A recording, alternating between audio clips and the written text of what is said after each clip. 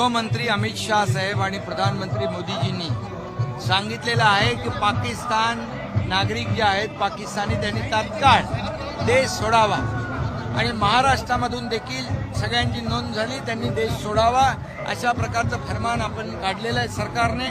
मुख्यमंत्री महोदय स्वतः त्यांनी देखील इशारा दिलेला आहे की माझ्या भाषणात बोललो आहे 107 लोक जर कुठे बिळात लपले असतील तर पोलीस त्यांना शोधतील आणि पोलीस तिथंच ठोकतील।